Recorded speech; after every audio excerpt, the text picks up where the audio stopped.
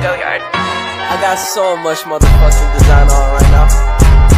Break it down, bring it back, make it clap. I got 3 old thoughts, new block, where that thing. Bitches on my line, and you know they come straight. Hold up, what it not, 45, scope it. Di dalam pengkajian geografi secara terintegrasi, terdapat 3 pendekatan utama dalam kajian ilmu geografi, yaitu yang pertama ada pendekatan spasial atau keruangan, pendekatan ekologi atau pendekatan lingkungan, yang ketiga ada pendekatan regional atau kompleks wilayah. Berikut ini masing-masing dari definisi pendekatan geografi. Yang pertama ada pendekatan spasial, di mana pendekatan ini merupakan suatu analisis keruangan yang merupakan pendekatan yang khas dalam geografi karena merupakan studi tentang keragaman ruang muka bumi dengan menelaah masing-masing aspek-aspek keruangannya. Yang kedua ada pendekatan ekologi. Pendekatan ini merupakan pendekatan lingkungan didasari pada salah satu prinsip dalam disiplin ilmu biologi, yaitu interrelasi yang menonjol antara makhluk hidup dengan lingkungannya.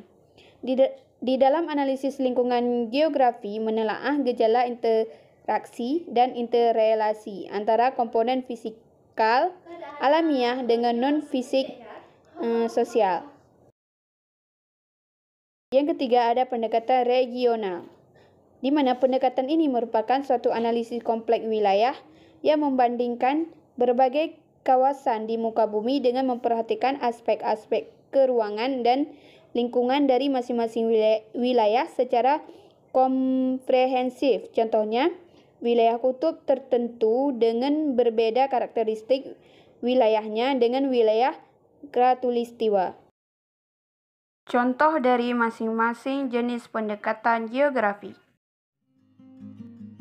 Yang pertama, contoh pendekatan keruangan.